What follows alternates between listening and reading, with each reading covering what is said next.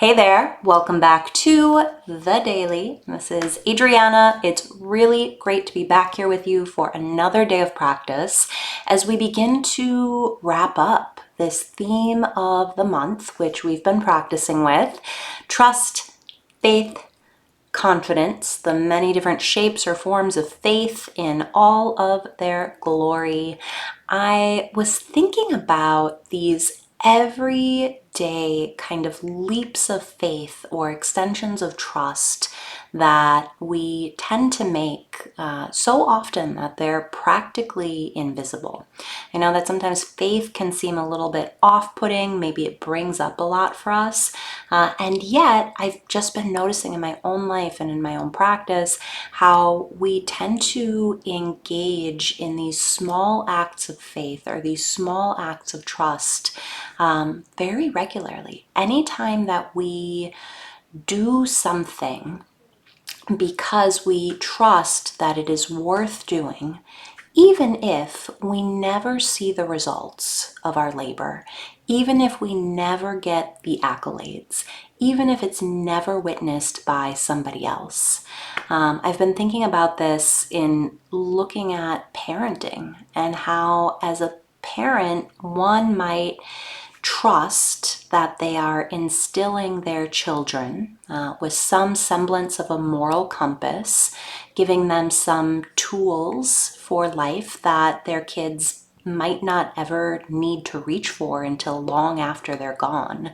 But there's this trust that at some point, what they're being taught in terms of how to be a human being in the world is actually going to benefit them. It's going to prepare them to be autonomous, self-sustaining people in the world. This tiny kind of leap of faith or leap of trust, right? Even though we might not ever be there to see the fruition or see the result of the way that we're preparing our children for the future. I think about this in the lens of the tiniest acts of kindness that we commit throughout our week. Picking up a piece of trash on the hiking trail, even if, nobody's going to see us, nobody's going to give us a pat on the back, we trust that it's worth doing, and that our tiny acts of kindness, smiling at a stranger, or just being a kind of decent human being, we trust that these tiny acts of kindness and decency are going to affect another person, even if we never see the results. We have faith that we are contributing to the kind of world that we would like to live in, that we would like to see. I remember many years ago, I was working in the social advocacy branch of a Buddhist nonprofit in New York City called the Interdependence Project. Yay, IDP. And I was working on a project with then Attorney General of New York State. And I remember having a conversation with him where he said, I show up in my role as a public servant every single day, and I plan for a future that I am never going to see. I plan for a future that's 50, 60, 70 years down the road. And I make decisions based on that future. And I just have to have the faith, the trust, the confidence that it's going to make a difference. That what I'm doing today is going to make a difference way down the line for generations of people that I'll never meet, and a world that I will never have the pleasure of living in. And I think about that pretty frequently, about how there is this kind of leap of faith or leap of trust that we're making anytime that we commit a small act of kindness, or anytime that we contribute to the kind of world that we would like to see. We have faith that it's going to make a difference. Anytime that we are preparing the next generation, whether that be our nieces, our nephews, our children, that there's this trust, this faith that it's worth doing, that even if we never get the credit, we never get the accolades, we never even see the results, we trust that it's worthwhile. So these tiny acts of trust, these tiny acts of confidence, I just wanted to put that on the table as maybe a little food for thought as we move into practice. So wherever we happen to be, maybe just taking a moment to decide on our seat as always. And if we're seated on a chair, just making sure that our feet are flat on the ground. We're making as much surface contact with this representation of earth as possible. And of course, if we're seated on a meditation cushion, just letting the legs be loosely crossed in front of us. Taking a moment to give our bodies a quick once over, making sure that we've landed someplace that feels really sustainable, supported. And we'll take just a few moments here to open our practice by opening our senses. Just arriving fully, beginning by shifting the attention over to sound.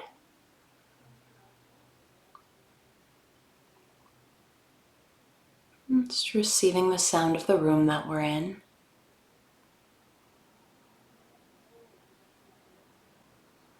Taking in the tonal quality.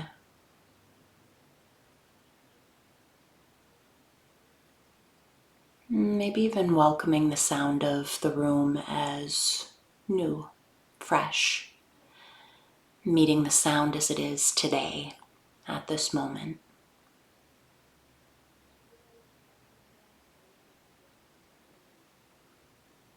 Staying open to the sound of the space. Shifting the attention to touch.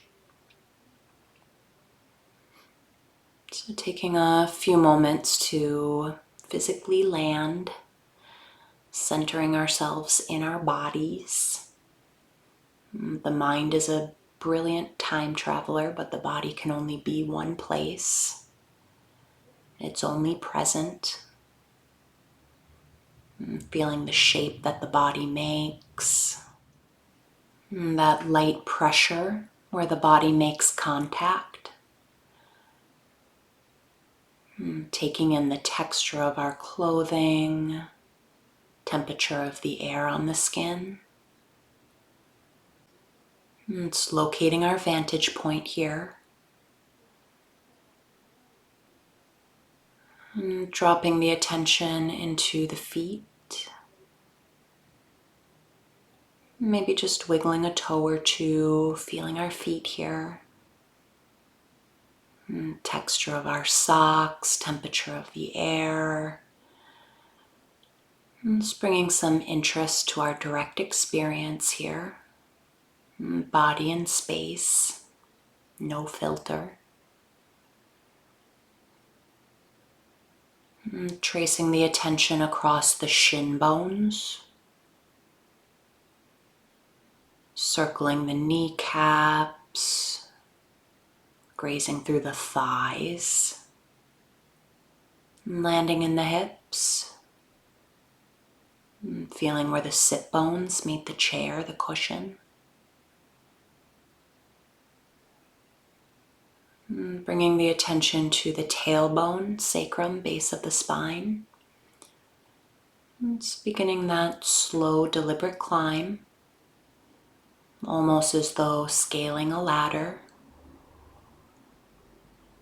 Walking the attention through the lower back, middle back, upper back. Just light extension at the crown of the head. Feeling the body upright but not uptight, as they say. Dropping the attention into the belly, the chest. Just taking a few moments here in the belly, the chest. Beginning to establish that firm contact with the body breathing. Tip of the nose, back of the throat, belly.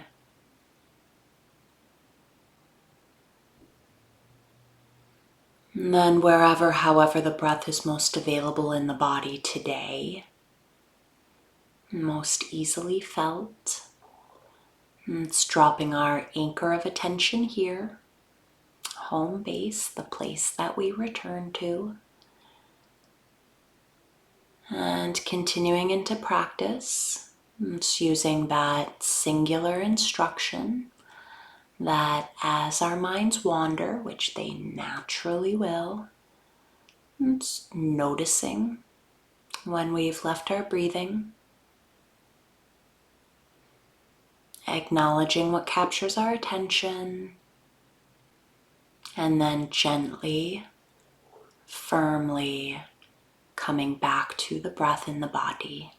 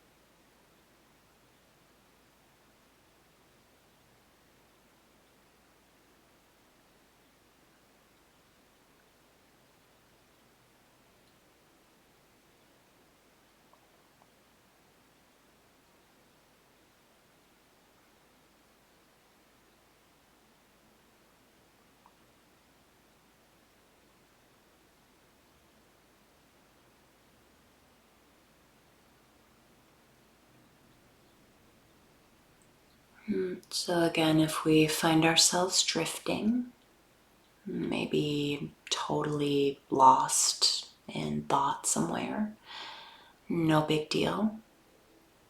Just a reminder, light touch of recognition, and feeling our way back. Body here in space, breath inside the body. Just allowing ourselves to rest here.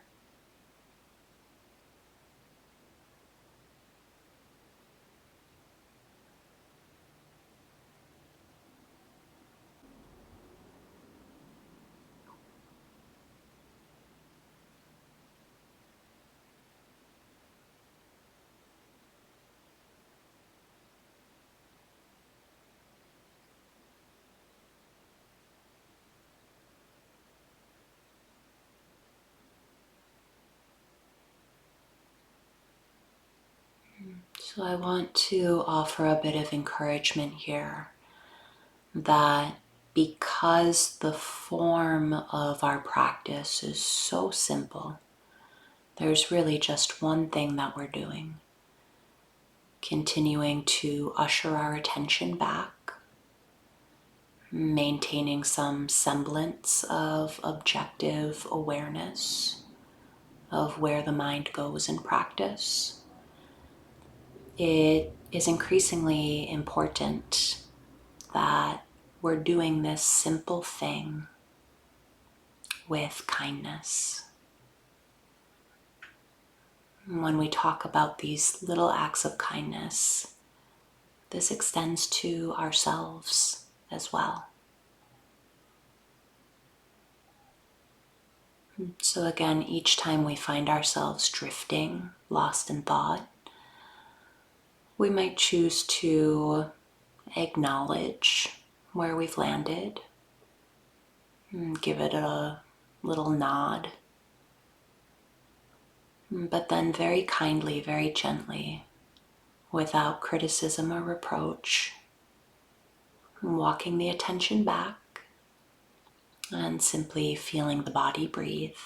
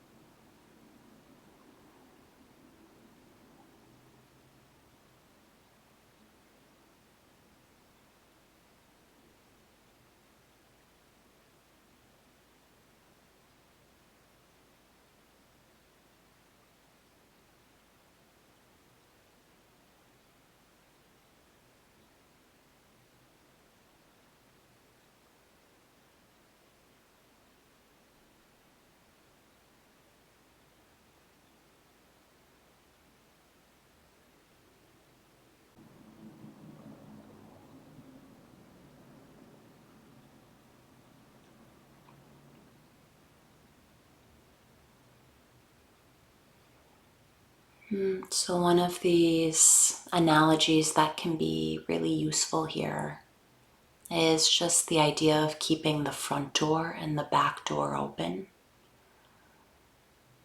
Particularly if our mind is feeling a bit tight or speedy today. Maybe even mentally, just imagining opening the doors. Whatever it is that is honestly arising for us in our practice, just allowing it to enter through the front door and pass on through and leave without a fight. And in the moments that we encounter something especially sticky, maybe follow it right out the back door. Again, no big deal. In that tiny gap of recognition, just acknowledging where we've landed and feeling the body breathe. That release and return over and over again.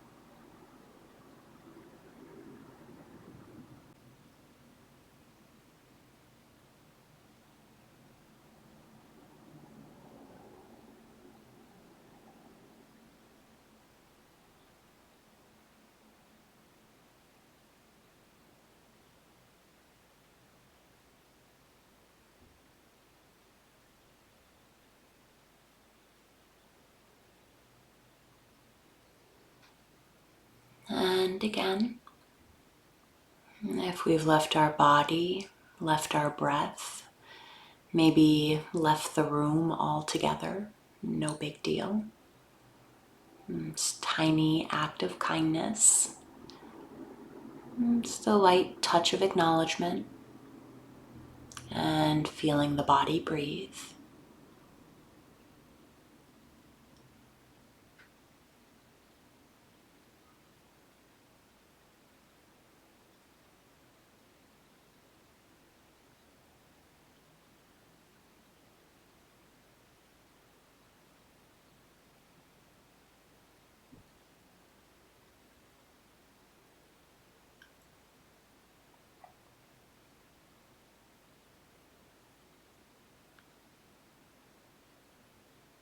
So even here, even in practice, it seems to be that we're making this very basic, very mundane leap of faith that the present moment is worth inhabiting, that there's something here for us.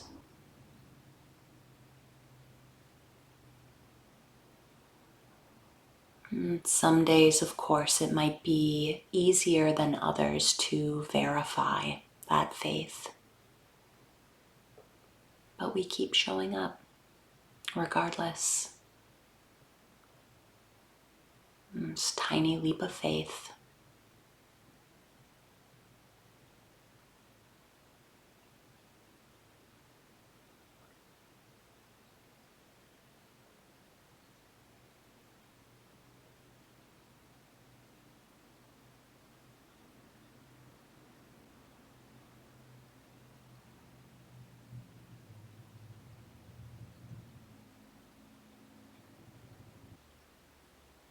And then in our final few moments of practice together, it's taking a moment to reconnect to what it is that brought you here. Why yes, why practice, why today? And closing out with a bit of sweetness, maybe just a little thanks to ourselves, a kind word, giving ourselves some credit. And then as you're ready, letting formal practice drop and coming back in together at your own pace, no rush. Thank you. Thank you, thank you, thank you, thank you. As always, thank you for showing up. Thank you for sharing practice. I hope that you have a wonderful rest of your day, however long that day may be. And we'll see you back here on the cushion tomorrow.